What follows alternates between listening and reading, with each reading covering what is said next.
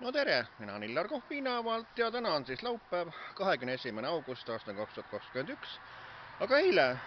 oli siis 20. august ehk siis Eesti taasiseseisvumispäev. Ja nagu te kõik võib-olla nägite meediast ja televiisorist et eile oli siis suur laulupidu ühesõnaga, nii et Vabariigi president Kersti Kaljulaid lõi jooksvalt tantsu ja tralli ühesõnaga ja rahvamass oli koos. Kõik on ju pealtnäha väga tore, väga ilus, väga armas, aga kui ei oleks seda asja, et meil ei oleks selle 26. augustist neid suuri piiranguid, et me peame kõik nii-öelda nagu koerad olema, et paneme koertele on see suukorv, aga meil on see näomask ette, sõnaga, et tekib ikka küsimus ikka väga, et kui ikka mõistus inimese peas on, et kuidas asi saab ikka niimoodi olla, et täna me lööme tantsu ja trallime, aga see 26. august on pandud see päev paika, siis peame olema kõik madalamad kui muru, näomaskid ees, jälgima Eesti Vabariigi seadusi, mis on paika pandud kõik, ühesõnaga, et igal pool poes käime mask ees, bussis juba käime juba niigi juba mõnda aega, nii aga kuidas seda olukorda nimetada siis sõnaga, et mispärast siis näiteks, et just see 26. august, no mis kuupäev on see 26. august, et just nimelt sellest kuupäevast me peame maski kandma, miks juba mitte näiteks eile oleks pidanud maski kandma ja need nõuded olema, või täna, eks ole, et oleks siis jäänud see suur laulupidu ära, ühesõnaga, et no mis me siis ikka laulame ja trallime, kui meil on need suured viirused, jälle puhangud ja pandeemiad on kõik kohal, et no milleks me siis seda kuradi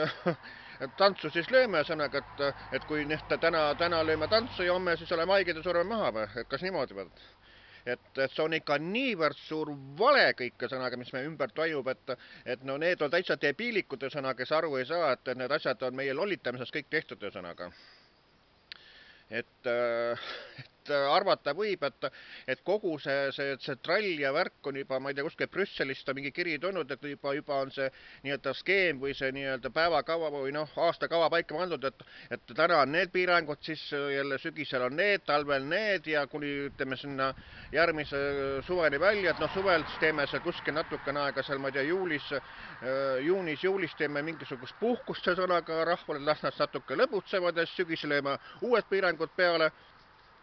Et noh, te kindlasti ju teate ka seda, et mai lõpus ju see poliitik Kalle Grünthal ütles ju välja selle, et poliitilistes ringkondades oli olnud jutt, et juuli teisest poolest pluss päevad peale sõnaga, et tulevad piirangud tagasi sõnaga.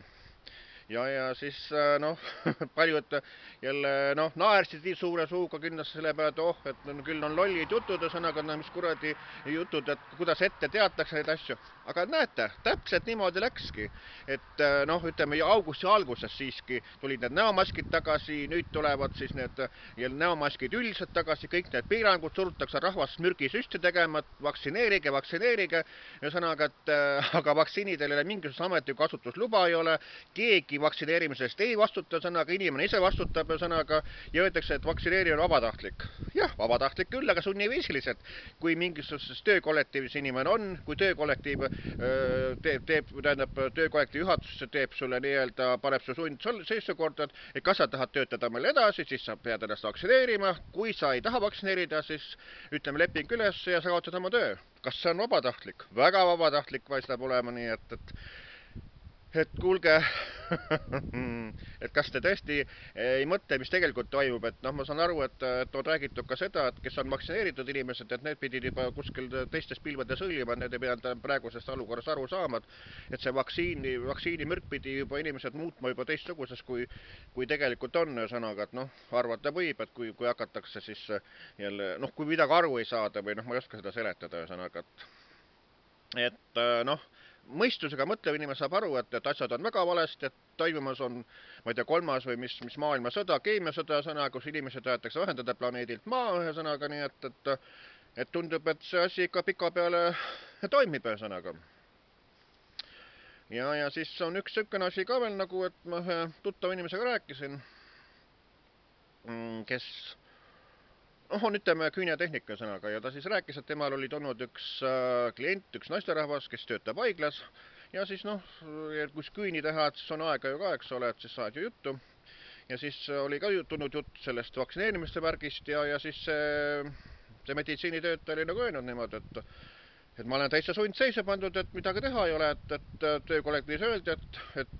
oma valik, ühesõnaga, kas sa tahad edasi töötada meil haiglas või kui sa edasi töötada, tähendab,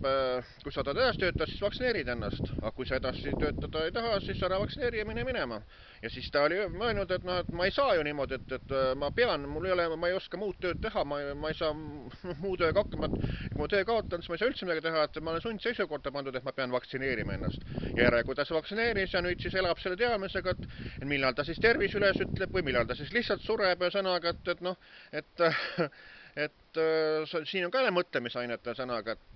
et milliseste olukordadesse tegelikult inimesed pannakse ja millist valet sõnaga inimestele pähe taotakse, et jah,